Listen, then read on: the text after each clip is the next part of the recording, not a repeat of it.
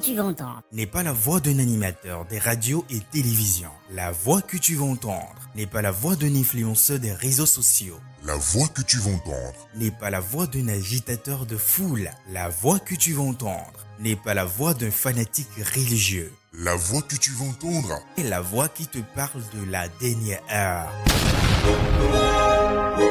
Que tu sois président, ministre, député, juge, savant, chef des armées, chef religieux, riche ou pauvre, quel que soit ton rang et ta classe sociale, tu demeures un humain. C'est pour cette raison que tu dois écouter la voix de la dernière heure.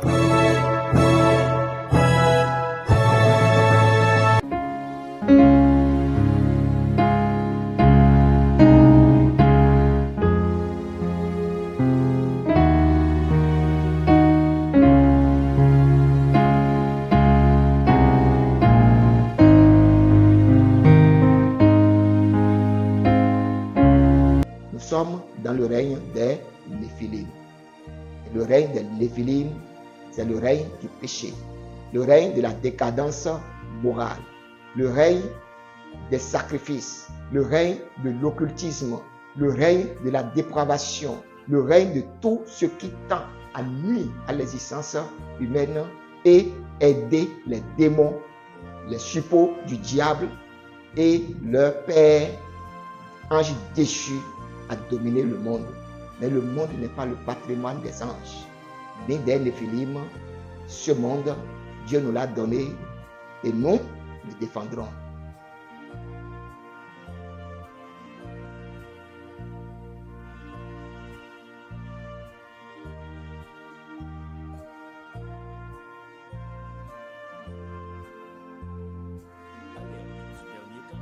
Je proclame la paix du Sauveur et Seigneur Jésus-Christ sur votre maison.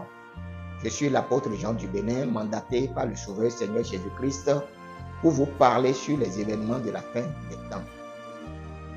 Je sors et je parle parce que mon appel selon Ézéchiel chapitre 3, le verset 18 au verset 21, m'oblige à le faire pour ne pas avoir le sang de cette génération sur mes mains. Je suis sorti par la grâce du Seigneur pour éclairer ceux et celles qui cherchent le paradis et la vie éternelle, mais qui sont trompés par les dirigeants religieux de notre temps. Mais avant toute chose, je proclame selon les recommandations du Seigneur que celui qui voudra écouter, écoute, et celui qui ne voudra pas, n'écoute pas. Dans cette émission, je m'adresse à ceux qui sont nés de nouveau, que je peux appeler affectueusement les enfants de Dieu.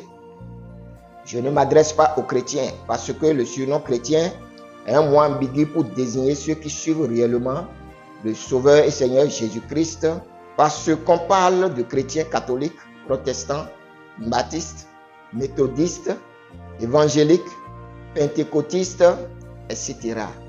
Et dans cette confusion, l'apôtre Paul pose cette question dans ce passage de 1 Corinthiens chapitre 1, le verset 10 au verset 13. Je vous exhorte, frères, par le nom de notre Seigneur Jésus-Christ, à tenir tous un même langage et à ne point avoir de division parmi vous, mais à être parfaitement unis dans un même esprit et dans un même sentiment. Car mes frères, j'ai appris à votre sujet par les gens de Chloé qu'il y a des disputes au milieu de vous. Je veux dire que chacun de vous parle ainsi. Moi je suis de Paul, et moi d'Apollos, et moi de Céphas, et moi de Christ. Christ est-il divisé? Paul a-t-il été crucifié pour vous? Ou est-ce au nom de Paul que vous avez été baptisés? Vous avez entendu les questions? Donc, voilà la source des nombreuses dénominations chrétiennes que nous voyons aujourd'hui dans le monde. Nous sommes dans une génération où les soi-disant hommes de Dieu ont abandonné les injonctions de la grande commission qui est proclamée dans Matthieu chapitre 28, le verset 19 au verset 20. Allez, faites de toutes les nations des disciples, les baptisant au nom du Père, du Fils et du Saint-Esprit, et enseignez-leur à observer tout ce que je vous ai prescrit. Et voici, je suis avec vous tous les jours jusqu'à la fin du monde. Voilà la grande commission. Le Seigneur nous recommande de former les personnes à sa ressemblance selon ses propres enseignements et la saine doctrine qu'il a communiquée aux premiers apôtres par le Saint-Esprit. Mais aujourd'hui, ceux qui se disent serviteurs de Dieu sont incapables d'enseigner la saine doctrine qui est notre véritable héritage dans la foi. Ils préfèrent enseigner les doctrines des francs-maçons et des illuminés basées sur la liberté, l'égalité et le matérialisme. À présent, laissez-moi vous dire à quoi ressemblent les enfants de Dieu. Puisque c'est à eux que je m'adresse dans cette émission. Les personnes nées de nouveau sont celles qui comprennent le sens du mot péché et qui ont pris la résolution en leur âme et conscience de l'abandonner et qui se font baptiser et continuent leur vie en suivant et en pratiquant les enseignements de Jésus-Christ pour recevoir le Saint-Esprit. Autrement dit, les personnes nées de nouveau que nous appelons enfants de Dieu sont des personnes réellement repenties, baptisées d'eau et du Saint-Esprit. Dans cette émission, c'est à eux que je m'adresse pour qu'ils prennent conscience de la menace qui nous guette dans les prochains mois et prochaines années à cause de ce que le Seigneur m'a dit depuis quelques semaines. Mais qu'est-ce que le Seigneur m'a dit? Il y a environ 2 mois, quand je sortais de notre salle de réunion après la prière, un vent frais m'envahit sur la véranda et j'entendis la voix du Seigneur qui me disait: si vous ne le savez pas, sachez que le calme que vous voyez maintenant est le calme avant la tempête. Bientôt, le monde sera précipité dans les tourments, ce que la Bible appelle les douleurs de l'enfantement. Oui, bientôt, le monde sera précipité dans les tourments, comme les douleurs de l'enfantement. Mais qu'est-ce que la Bible nous dit sur les douleurs de l'enfantement? Lisons 1 Thessaloniciens chapitre 5, le verset 1 au verset 3. Pour ce qui est des temps et des moments, vous n'avez pas besoin, frères, qu'on vous en écrive. Car vous savez bien vous-même que le jour du Seigneur viendra comme un voleur dans la nuit. Quand les hommes diront paix et sûreté, alors une ruine soudaine les surprendra, comme les douleurs de l'enfantement surprennent la femme enceinte, et ils n'échapperont point. Il est bien écrit, quand les hommes diront paix et sûreté, alors une ruine soudaine les surprendra comme les douleurs de l'enfantement surprennent la femme enceinte et ils n'échapperont point. Il y a des individus qui essaient de faire croire aux humains que quand l'humanité adoptera une politique unique, un roi unique et une religion unique, il y aura la paix sur toute la terre. Ils font tout pour qu'il en soit ainsi, mais lorsqu'ils croiront atteindre leurs objectifs en forçant l'humanité par diverses souffrances, le Créateur déclenchera contre eux les hostilités d'où ils n'échapperont point. Vous entendez déjà parler de Conseil de paix et de sécurité de l'Union africaine, Conseil de sécurité des Nations unies. Mais est-ce que ces organisations supranationales ont apporté la paix en Afrique et dans le monde?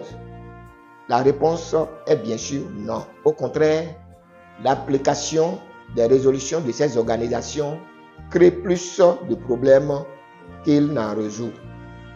La mondialisation, la globalisation et la création de ces organisations supranationales telles que l'ONU, OMS, OMC, CPI, etc. sont toutes les pièces d'un même puzzle pour faire main basse sur l'humanité. Dans mon émission passée intitulée « Que cache la date du 1er mai », j'ai déjà parlé d'un groupe d'individus qui manœuvrent dans l'ombre pour placer l'humanité sous le règne de Satan. C'est-à-dire que tous les humains doivent adorer le diable, manu militari, ou disparaître de la terre. Mais qui complote contre nous, les enfants de Dieu? Ce sont les anges déchus, les démons et leurs complices humains qui ont des difficultés à s'imposer à l'humanité. Aujourd'hui, ils se croient en position de force et ils ont pris la décision de passer à la vitesse supérieure. Pour vous dire la vérité, Satan et ses affidés complotent dans l'ombre pour nous sacrifier sur l'autel de la paix. Ils veulent faire croire aux humains que c'est à cause des enfants de Dieu qu'il n'y a pas de sécurité et la paix sur la terre. Ils veulent proposer au monde, comme par le passé, que nous sommes des fauteurs de troubles et qu'il faut nous exterminer pour qu'il y ait la paix. Chers frères et sœurs en Christ, nous ne devons pas oublier qu'il est écrit au sujet du retour de Jésus-Christ dans Matthieu chapitre 24, verset 37. Ce qui arriva du temps de Noé arrivera de même à l'avènement du Fils de l'homme. Mais qu'est-ce qui s'était passé au temps de Noé pour que le Créateur décide d'exterminer l'humanité? La réponse à cette question nous pousse à lire Genèse chapitre 6, le verset 1 au verset 7. Lorsque les hommes eurent commencé à se multiplier sur la face de la terre et que des filles leur furent nées, les fils de Dieu virent que les filles des hommes étaient belles, et ils en prirent pour femmes parmi toutes celles qu'ils choisirent. Alors l'Éternel dit: Mon esprit ne restera pas à toujours dans l'homme, car l'homme n'est que chair, et ses jours seront de 120 ans. Les géants étaient sur la terre en ces temps-là, après que les fils de Dieu furent venus faire les filles des hommes, et qu'elle leur eut donné des enfants. Ce sont ces héros qui furent fameux dans l'Antiquité. L'Éternel vit que la méchanceté des hommes était grande sur la terre, et que toutes les pensées de leur cœur se portaient chaque jour uniquement vers le mal. L'Éternel se repentit d'avoir fait l'homme sur la terre, et il fut affligé en son cœur. Et l'Éternel dit: J'exterminerai de la face de la terre l'homme que j'ai créé, depuis l'homme jusqu'au bétail, aux reptiles et aux oiseaux du ciel, car je me repens de les avoir faits. Vous voyez le problème au temps du déluge? Les anges étaient venus prendre pour femmes les filles des hommes. Dans leur relation sexuelle avec les filles des hommes, les anges rebelles espéraient fusionner leur nature à l'âme humaine pour ressembler au Créateur à travers l'humanité. Ce que la Bible nous apprend dans 1 Corinthiens chapitre 6, verset 16. Ne savez-vous pas que celui qui s'attache à la prostituée est un seul corps avec elle? Car est-il dit, les deux deviendront une seule chair? Oui, car est-il dit, les deux deviendront une seule chair. Mais le résultat de cette fusion a été catastrophique, parce que les filles des hommes donnaient naissance à des monstres, une race hybride, mi-ange et mi-humain, qui était la race des géants, connue sous le nom des Néphilim. Cette race a répandu le mal et la méchanceté sur la terre, suscitant la colère du Créateur qui a détruit l'humanité par le déluge, à l'exception de la famille de Noé. Mais quelle est la définition du mot Néphilim? Dans beaucoup de dictionnaires, la signification de Néphilim nous renvoie aux géants de la Bible. Mais dans d'autres sources, Néphilim signifie ceux qui sont tombés, ou ceux qui tombent, ou hommes violents, ou ceux qui font tomber les autres. Les géants ou Néphilim signifient ceux qui sont tombés ou qui tombent parce que les anges qui les ont conçus avec les filles des hommes ont été déchus et chassés du royaume céleste. Ils ont été bannis pour toujours. Les géants ou Néphilim signifient hommes violents ou ceux qui font tomber les autres parce qu'ils étaient de grande taille et forts. Ils ravageaient tout sur la surface de la terre, mangeaient de la chair humaine et buvaient du sang. La Bible ne fait pas beaucoup de détails sur les géants et ce qu'ils avaient fait pour attirer la colère du Créateur sur l'humanité. Mais le livre des veilleurs ou le livre d'Enoch, qui ne figure pas dans notre canon biblique, a fait les détails sur eux. Toutefois, certains extraits de ce livre se retrouvent dans les versets 6, 14 et 15 de l'épître de Jude. Lisons quelques passages du livre d'Enoch pour mieux apprécier la situation des géants. Lisons le livre d'Enoch chapitre 7, le verset 10 au verset 15. Et ils se choisirent chacun une femme, et ils s'en approchaient, et ils cohabitaient avec elle. Et ils leur enseignèrent la sorcellerie, les enchantements et les propriétés des racines et des arbres. Et ces femmes conçurent et elles enfantèrent des géants, dont la taille avait 300 coudées. Ils dévoraient tout ce que le travail des hommes pouvait produire, et il devint impossible de les nourrir. Alors, ils se tournaient contre les hommes eux-mêmes afin de les dévorer. Et ils commençaient à se jeter sur les oiseaux, les bêtes, les reptiles, les poissons, pour se rassasier de leur chair et se désaltérer de leur sang. Et alors la terre réprouva ces méchants. Lisons encore le chapitre 8, du verset 1 au verset 9. Azaziel enseigna encore aux hommes à faire des épées, des couteaux, des boucliers, des cuirasses et des miroirs. Il leur apprit la fabrication des bracelets et des ornements, l'usage de la peinture, l'art de se peindre les sourcils, d'employer les pierres précieuses et toute espèce de teinture, de sorte que le monde fut corrompu. L'impiété s'accrut, la fornication se multiplia, les créatures transgressaient et corrompirent toute leur voie. Amazarach enseigna tous les sortilèges, tous les enchantements et les propriétés de racines. Amès enseigna l'art de résoudre les sortilèges. Barkagal enseigna l'art d'observer les étoiles. Akibel enseigna les signes. Tamiel enseigna l'astronomie. Et Asaradel enseigna les mouvements de la lune. Et les hommes sur le point de périr élevaient leur voix et leur voix montait jusqu'au ciel. Vous voyez ce qui s'était passé au temps de Noé. Nous manquions de détails dans notre Bible. Mais le livre d'Enoch, qu'on appelle le livre des veilleurs, c'était les anges que l'Éternel avait envoyés veiller sur les humains et superviser le monde. Mais au lieu de jouer leur rôle, ils ont préféré prendre les filles des hommes comme des épouses. Et ce mariage mixte est à la cause de la décadence humaine aujourd'hui. Les Néphilim, tel est leur nom.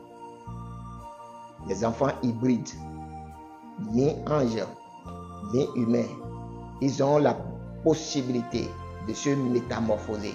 Ils étaient des humains dans la chair, mais dans le fond, cette fusion de l'âme des humains avec la nature des anges lui a donné des possibilités de penser, de créer, de faire toutes choses qui sont contraires à la nature humaine et au plan de Dieu, d'où le mal répandu sur la terre et la méchanceté qui ne disait pas son nom.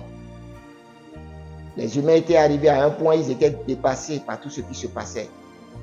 Ils ont été obligés d'en appeler au ciel, de se confier à l'Éternel, le Créateur de tous. Et Dieu, voulant intervenir, a dû envoyer les anges pour faire périr les Néphilim. Oui, ils ont péri. Et tous ceux qui avaient leur essence en eux, qui étaient sur la terre par les eaux du déluge, ont aussi péri. La méchanceté que nous voyons sur la terre aujourd'hui, c'est la fusion de l'âme humaine avec l'essence des anges qui produit cette nature dans les humains. Dieu n'avait pas prévu de telles choses. C'est pourquoi le livre de la Genèse disait: toutes les pensées des humains chaque jour se tournaient vers le mal et le mal se répandit sur toute la terre. Vous avez entendu parler de magie, vous avez entendu parler de maquillage, vous avez entendu parler de comment créer les armes, vous avez entendu parler de toutes ces choses. C'est eux qui ont amené la guerre dans notre monde. Et ils sont toujours là. Aujourd'hui, ici, nous sommes arrivés au stade où Jésus devait revenir. Il est bien clair que ce qui se passait au temps de Noé se passe également aujourd'hui. Donc vous devez constater que la méchanceté est répandue partout. La sorcellerie, les sectes, et entrer dans une loge occulte, c'est devenu une obligation pour tous les humains. Toutes ces choses, c'était ces anges qui les avaient apprises à leurs descendants qui étaient sur la terre. Leurs femmes ont appris d'eux et ont communiqué ces savoirs. Le monde est arrivé dans le même état qu'au temps de Noé. Nous sommes dans le règne des Néphilim. Ils sont parmi nous, déguisés en humains.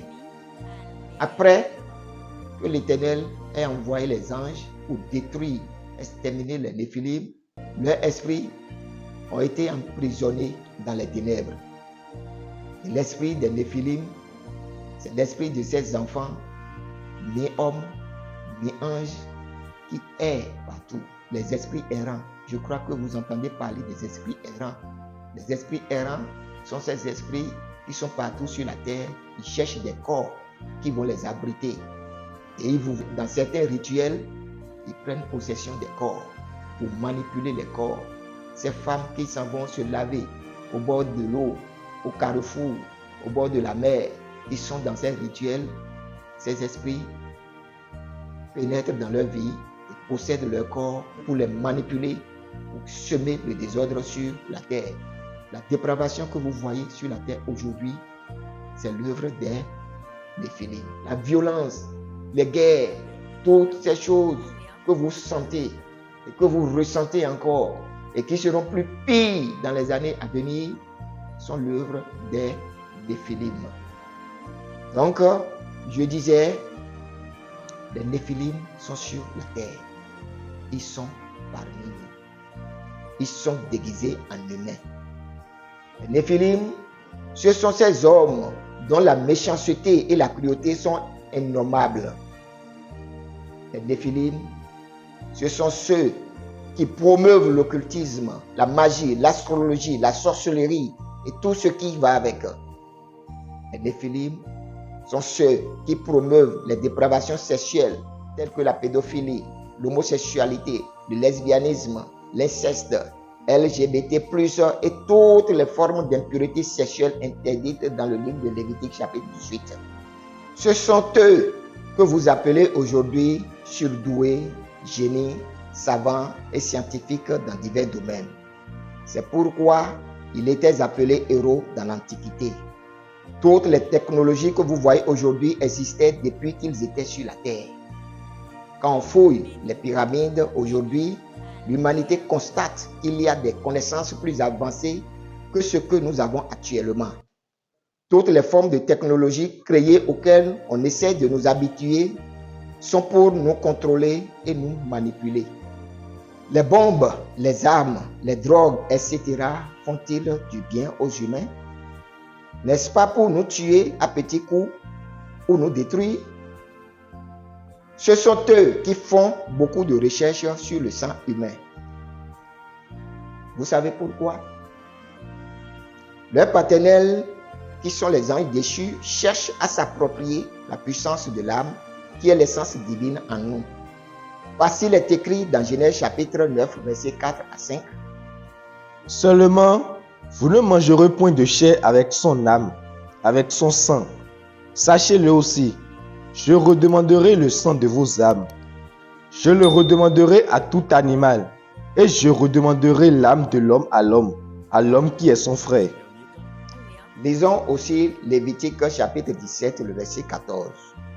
Car l'âme de toute chair, c'est son sang qui est en elle. C'est pourquoi j'ai dit aux enfants d'Israël, vous ne mangerez le sang d'aucune chair, car l'âme de toute chair, c'est son sang. Quiconque en mangera sera retranché. Nous sommes créés à l'image de Dieu et pas eux. Ils voient la puissance du Créateur dans l'âme humaine et cette puissance les dépasse. Par conséquent, à défaut de s'approprier cette puissance en buvant le sang humain ou en couchant avec les humaines, il faut détruire le sang ou le corrompre, d'où l'invention des vaccins et des drogues qu'ils forcent les humains à prendre ou à se faire injecter. Ils ont un plan pour contraindre l'humanité à se faire vacciner pour nous affaiblir spirituellement, parce qu'ils ne parviennent pas à nous dominer sur le plan spirituel. Nous sommes pour eux une équation à plusieurs inconnus qu'ils ne parviennent pas à résoudre. Ils savent maintenant que nous sommes au courant, c'est pourquoi je suis en train de vous parler. Et ils ont prévu, au cas où nous nous opposerons à eux, faire croire au monde que nous sommes à la source de tous les problèmes de l'humanité afin de déclencher la persécution contre nous à l'échelle mondiale. Le Seigneur veut que je vous mette la puce à l'oreille, que les anges déchus, les Néphilim et les humains corrompus projettent de nous anéantir. Et quand je dis nous, je parle des enfants de Dieu. Nous sommes dans le règne des Néphilim. Tout ce que vous entendez au sujet des scientifiques, au sujet des technologies, au sujet du génome, ils ont décodé le génome humain. Pourquoi se donnent-ils toutes ces peines pour décoder le génome humain? Ils veulent nous affaiblir spirituellement. Si vous aimez beaucoup prendre les drogues, vous ne serez pas des hommes spirituels. Vous ne serez plus à l'état naturel. Vous ne serez plus bien dans votre âme. Si vous prenez les drogues, si vous faites injecter les bassins tout le temps, vous ne serez plus des hommes normaux. Vous quittez l'état naturel. Eux, ils sont en train de projeter, détruire l'âme. Mais comme ils n'y parviennent pas, il faut corrompre l'âme. Sinon, tuer ceux qui ont cette âme qui les dépasse en puissance et qui ne permettent pas qu'ils dominent cette terre. C'est leur intention. Nous sommes dans le règne des Néphilim. Et le règne des Néphilim, c'est le règne du péché, le règne de la décadence morale, le règne des sacrifices, le règne de l'occultisme, le règne de la dépravation, le règne de tout ce qui tend à nuire à l'existence humaine et aider les démons, les suppôts du diable et leur père, ange déchu, à dominer le monde. Mais le monde n'est pas le patrimoine des anges, ni des Néphilim. Ce monde, Dieu nous l'a donné et nous le défendrons. La terre, c'est le patrimoine de nous autres humains. Et en tant qu'enfants de Dieu, nous avons l'obligation de défendre la race humaine. Puisque nous sommes là, nous devons prendre nos dispositions et faire face à toute forme d'éventualité, qu'elle soit spirituelle ou physique. Nous sommes là pour faire face à tout ce qui va venir. Il est temps que nous cessions de dormir spirituellement. Il est temps que nous prenions nos dispositions et des armes spirituelles pour faire face à l'ennemi qui ne peut pas nous affronter de face, mais qui passe par ses prossis, par ses suppôts, ces humains corrompus qui cherchent je ne sais quelle gloire pour nous tromper et livrer l'humanité à Satan. À vous mes frères et sœurs en Christ, le moment est venu de nous réveiller du sommeil. Nous sommes les enfants de Dieu. La terre est notre patrimoine. Dans l'émission qui va suivre, je vous en dirai plus long et les dispositions à prendre. Que le Seigneur nous fortifie au nom de Jésus-Christ.